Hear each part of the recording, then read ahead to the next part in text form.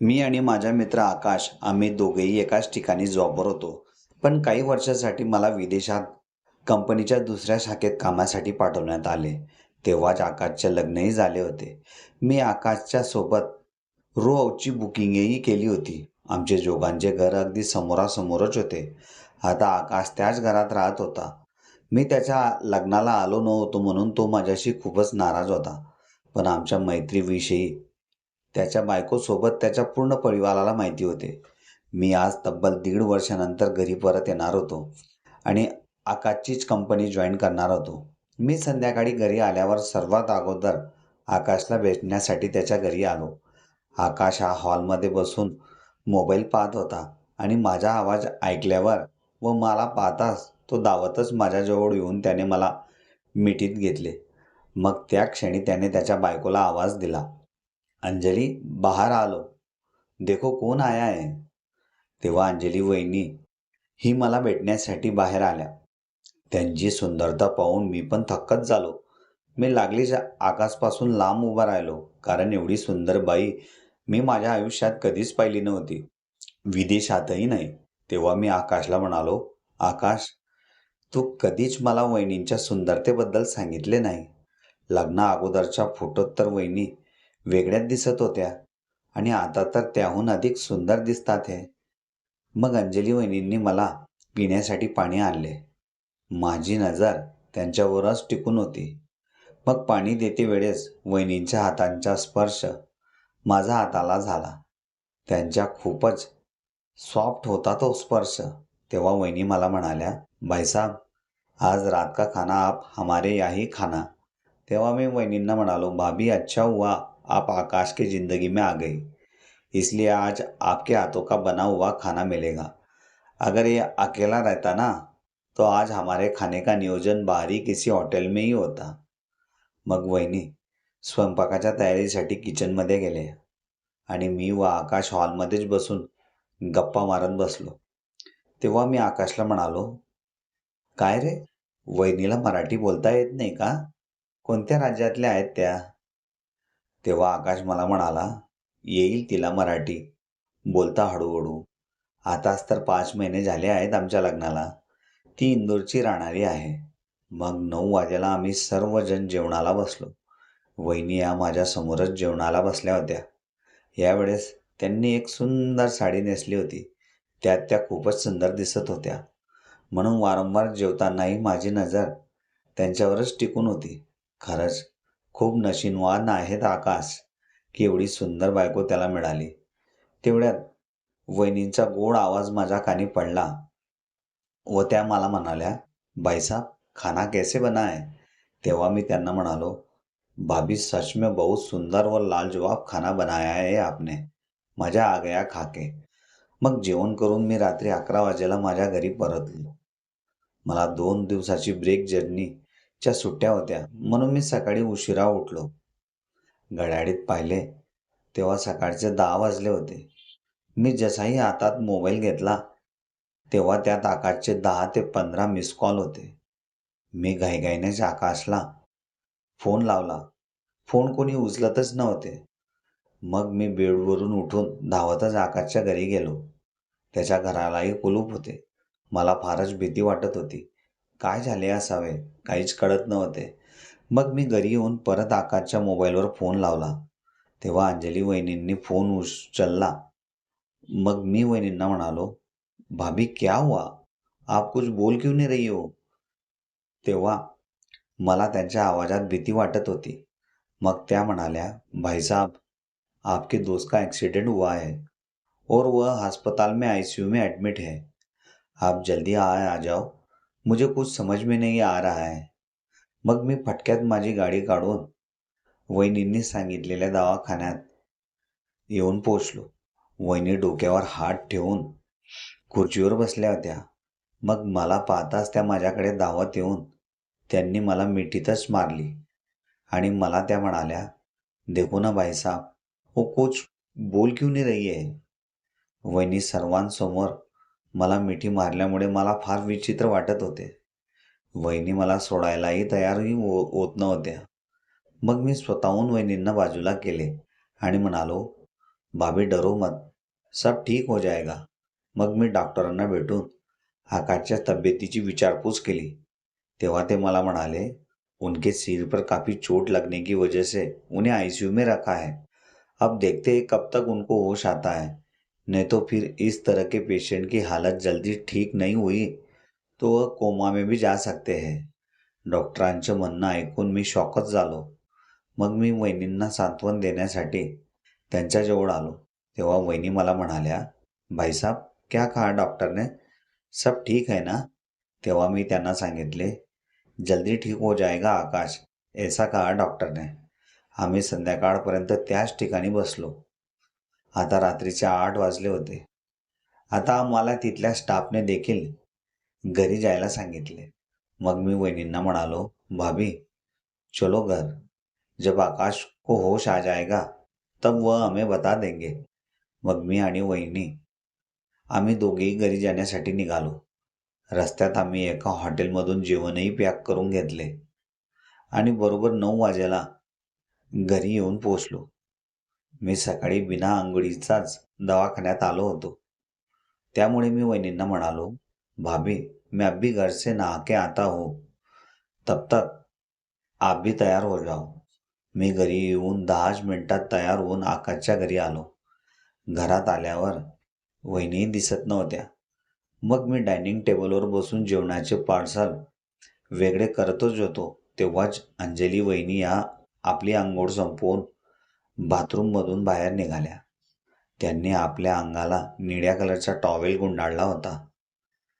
माझे लक्ष वहिनींवरच होते आणि वहिनी या खाली मान टाकून सरळ त्यांच्या रूममध्ये गेल्या. पण वहिनी त्या निळ्या टॉवेलमध्ये खूपच सुंदर दिसत होत्या. माझ्या मनात त्यांच्याविषयी अगोदर काहीच नव्हते.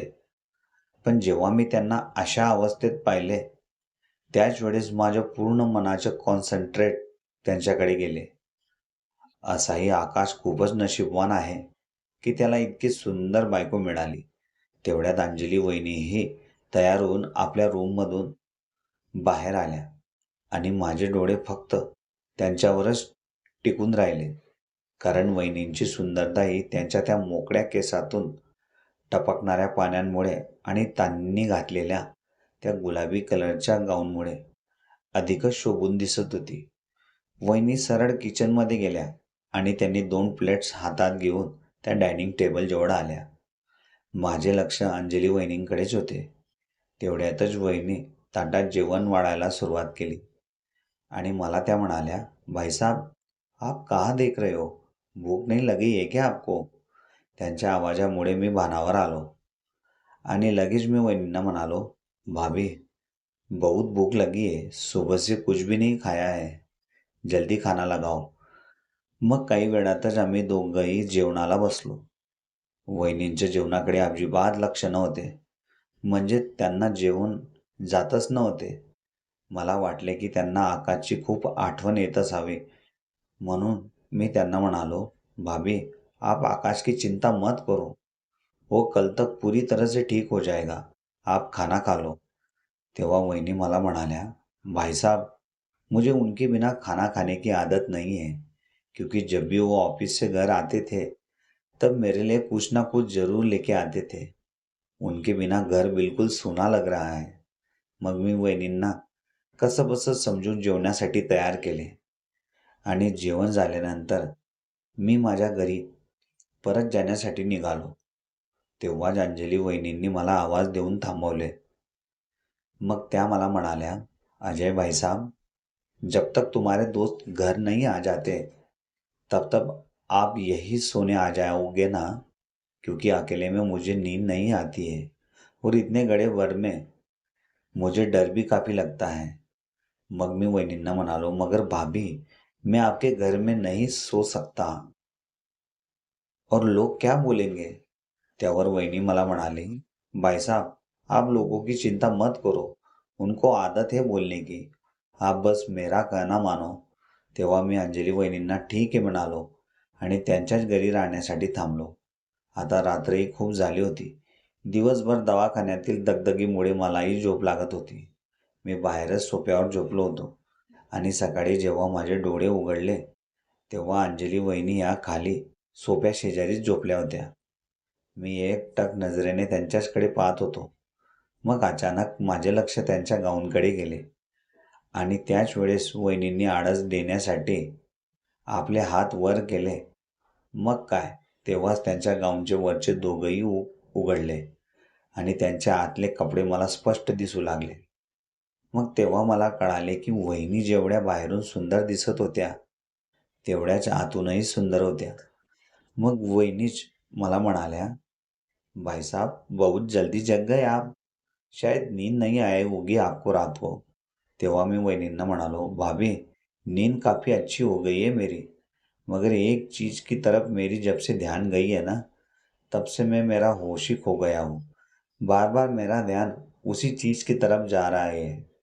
तेव्हा वहिनी मला म्हणाली, अरे भाई साहब मुझे भी बताओ उस चीज़ के बारे में, कैसी दिखती है वो चीज़.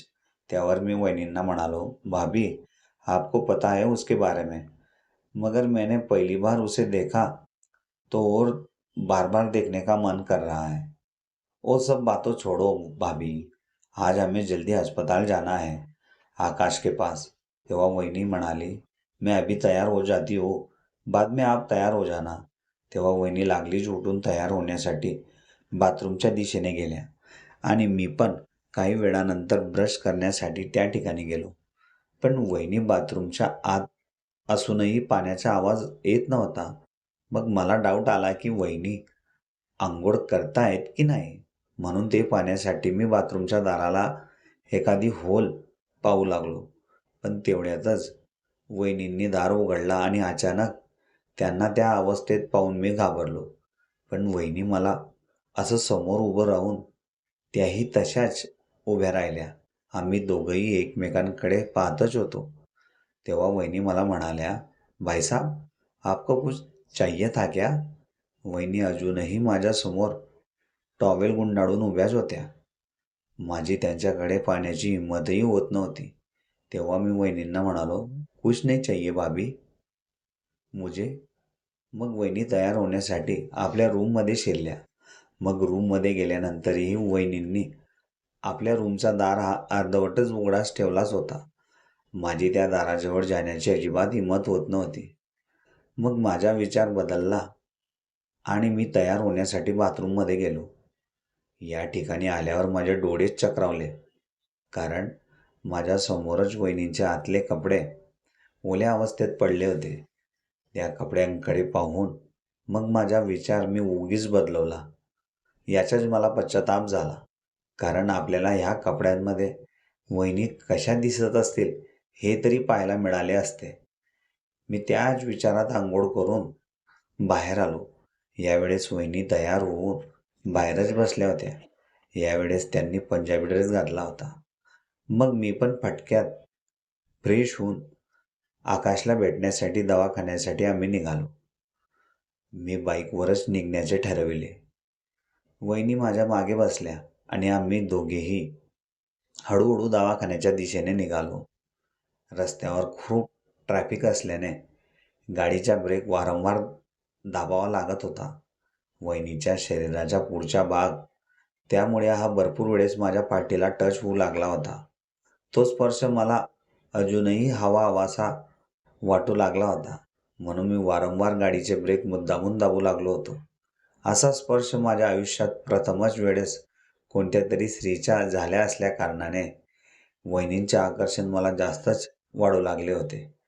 ट्रॅफिकमधून कसंमसं बाहेर निघाल्यानंतर अर्ध्या पाऊण तासात आम्ही हॉस्पिटलला येऊन पोचलो. आकाशची अवस्था पहिल्यासारखीच होती, त्यात काही सुधार झालेला नव्हता. म्हणून मी अगोदर डॉक्टरांना भेटण्यासाठी त्यांच्या कॅबिनमध्ये गेलो. तेव्हा डॉक्टर मला म्हणाले, तुम्ही तुमच्या पेशंटला घरी घेऊन जाऊ शकता. आता त्यांच्यात काहीही सुधारणा होण्याची शक्यता मला दिसत नाही. आपण वेळ वाया घालवून चालणार नाही. ते त्यांच्या परिवाराला सोबत राहतील तेवढंच त्यांच्यासाठीही चांगलं असेल. कारण की काही काही पेशंट आपल्या नातेवाईकांच्या संपर्कात आल्याने लवकर बरे होतात. डॉक्टरांचे म्हणणं ऐकून मला फारच वाईट वाटत होते. आता आकाश केव्हा बरा होईल आणि केव्हा नाही याचीच वाट पाहावी लागणार होती.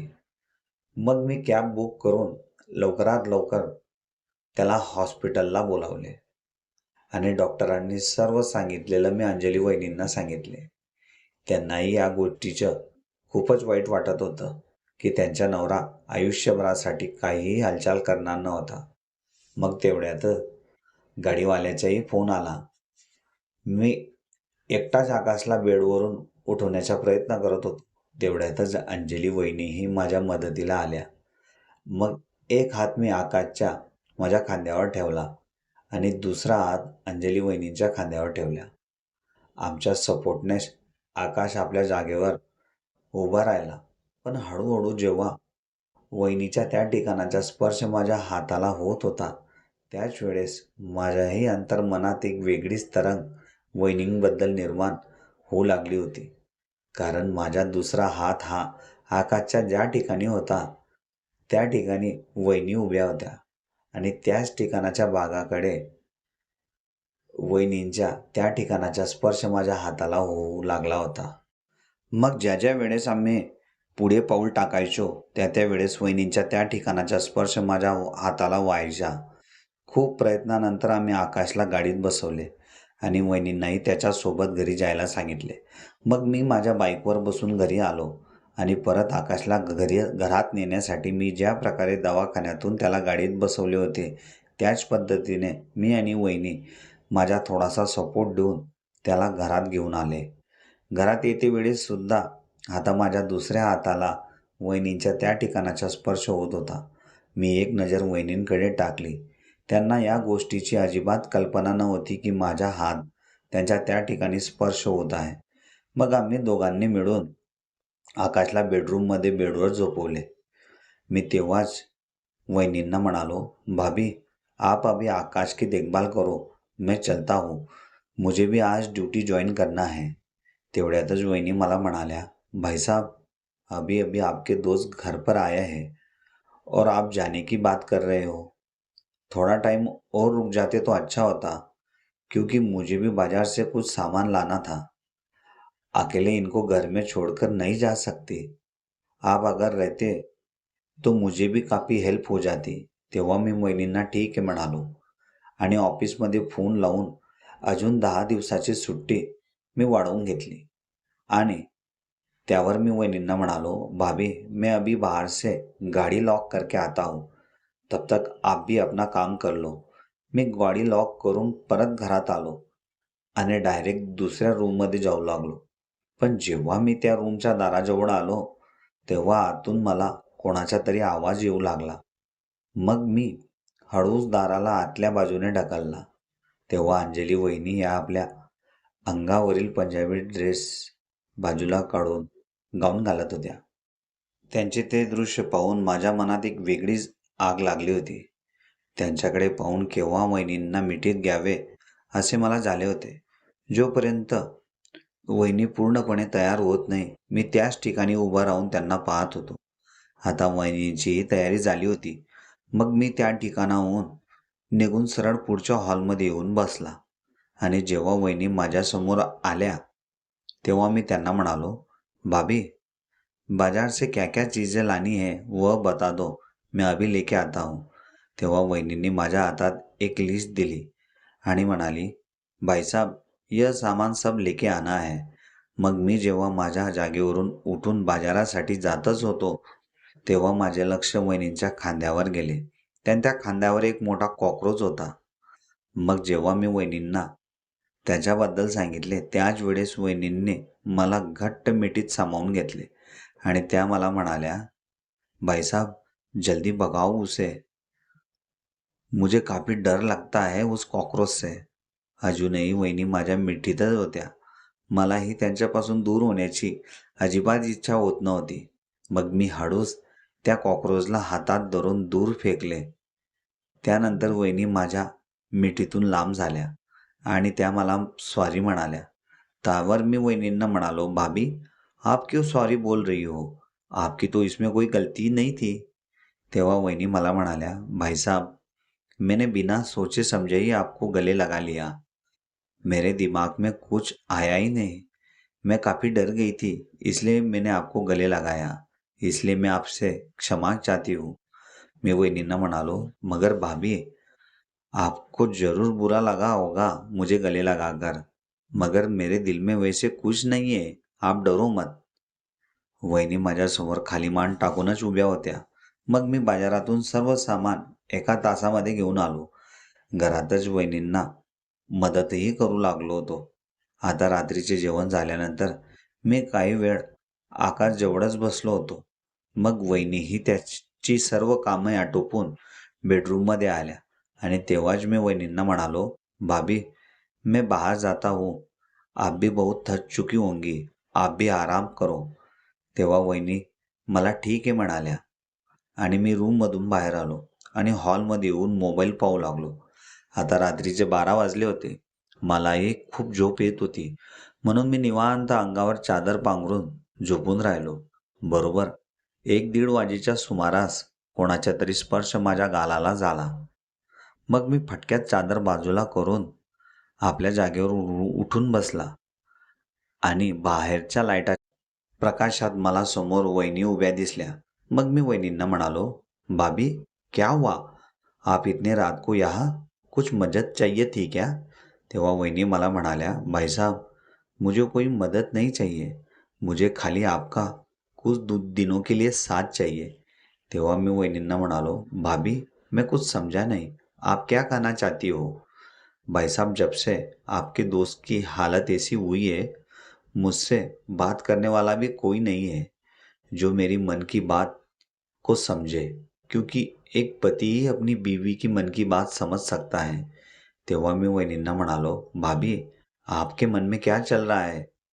जब तक आप मुझे नहीं बताओगे तब तक मैं कैसे समझूंगा? त्यावर वहिनी मला म्हणाल्या, अगर तुम्हारी शादी हुई होती तो तुम मेरे स्पर्श से ही समझ जाते की मुझे क्या चाहिए. मी फारच कन्फ्यूज झालो होतो. वहिनींना माझ्याकडून काय हवं असावं. तेव्हा वहिनी मला स्पष्ट सांगू लागल्या, भाई साहब, आपको अपने दिमाग पर ज़्यादा जोर देने की ज़रूरत नहीं है. मैं तुम्हें सब कुछ खुलकर बताती हूँ मुझे क्या चाहिए. मैं वो एक औरत हूँ, मेरी भी कुछ इच्छाएं हैं. वो इच्छाएं मेरे पति से हर दिन में 2 दिन बाद मिलने की उम्मीद रखती हूँ, मगर उनकी हालत अब उस इच्छा को पूरे करने लायक नहीं है. मेरी यह ख्वाहिश है कि जो इच्छाएं मेरे मन में तैयार हो रही है उसे आप पूरा कर दो. तेव्हा मी वहिनींना म्हणालो, मगर भाभी, जिस इच्छा के बारे में मुझे कुछ पता ही नहीं है उसे मैं कैसे पूरा करूं. जेव्हा वहिनींनी माझा हात त्यांच्या हातात पकडला आणि त्या मला म्हणाल्या, भाई साहब, मुझे इतना प्यार दो कि कभी भी आपके दोस्त की याद मुझे नहीं आनी चाहिए. वहिनी मला असं बोलल्यावर मी लागलीच माझा हात त्यांच्या हातातून बाजूला गेला आणि त्यांना म्हणालो, भाभी, यह मुझसे नहीं होगा, क्योंकि आप मेरे दोस्त की बीवी हो और मेरे दोस्त को ऐसे में धोखा नहीं दे सकता. तेव्हा वहिनी मला म्हणाल्या, मगर भाई साहब, आपके दोस्त तो अभी बोलने लायक भी नहीं है, वो मुझे कैसे खुश रखेंगे? आप भी एक बार सोचो, मैं अगर इस हालत में उनके साथ रहूंगी तो मैं बुरी तरह से टूट जाऊंगी. परत वहिनींनी माझे दोघंही हात त्यांच्या हातात घेतले आणि त्या मला म्हणाल्या, भाई साहब, जब तक आपके दोस्त ठीक नहीं हो जाते तब तक आपको ही मुझे संभालना होगा. वहिनींचं असं बोलणं ऐकून मी शॉकच झालो. मी एकटक नजरेने त्यांच्याचकडे पाहत राहिलो. अजूनही माझे हात वहिनींच्या हातातच होते आणि हळूहळू त्या आपले ओठ माझ्या ओठांपर्यंत घेऊन आले.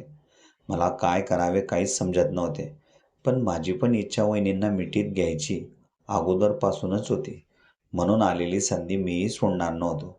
आता वहिनींचे गरम श्वास पूर्णपणे माझ्या गालाला स्पर्श होऊ लागले होते. मी पण माझे डोळे मिटवून वहिनी काय करणार आहेत त्याची वाट पाहू लागलो. मग काही वेळाने वहिनींनीच हळूच त्यांचे ओठ माझ्या ओठांवर टिकवले. त्यामुळे माझ्या शरीरात एक वेगळी जाग निर्माण झाली. जेव्हा वहिनींच्या हाताचा स्पर्श माझ्या त्या ठिकाणी झाला तेव्हाच मी त्यांना घट्ट मिठीत सामावून घेतले आणि आम्ही दोघंही एकमेकांच्या ओठांचा रस चाखण्यात व्यस्त राहिलो. तब्बल 1 तासापर्यंत आम्ही एकमेकांच्या ओठांचा रस चाखत राहिलो. मग जेव्हा अंजली वहिनीने आपल्या अंगावरील कपडे बाजूला ठेवले त्याच वेळेस त्यांचे समोरचे दृश्य पाहून मी त्यांच्यावर भरभरून प्रेम करू लागलो. सकाळी 4 वाजेपर्यंत मी आणि वहिनी सोबतच प्रेम करत राहिलो. माझ्या प्रेमामुळे वहिनींनाही खूप आनंद मिळाला होता. आता 2 दिवसात त्यांना मिळणाऱ्या प्रेमाचे टेन्शन संपलं होतं. असंही आकाशला काहीच सुचत नव्हतं. आता मी माझ्या घरात न राहता वहिनींच्याच घरी राहायला लागलो होतो. मला ड्युटीवरून घरी आल्यानंतर जेव्हा पण वेळ मिळायचा त्याच वेळेस मी अंजली वहिनींसोबत दिवस-रात्र भरभरून प्रेम करायचो. आमच्या दोघांच्याही प्रेमामुळे वहिनींना एका वर्षानंतर खूप सुंदर बाळही जन्माला आले होते. आता वहिनींना माझ्याशिवायही चित्त लागत नव्हते. त्या आकाशसोबत कमी आणि माझ्यासोबत जास्त राहायला लागल्या होत्या. मग काही दिवसांनी आम्ही दोघांनीही मंदिरात लग्न केले आणि आता आम्ही नवरा-बायको म्हणून एकमेकांसोबत संसार थाटत होतो. पण अजूनही आकाश ज्या अवस्थेत होता त्याच अवस्थेत आताही होता. त्याला आतून सर्व कळत होते, पण तो तोंडातून काही बोलू शकत नव्हता. अशा प्रकारे मित्राची मदत करता करता त्याची बायको माझी कशी झाली हे मलाच कळाले नव्हते.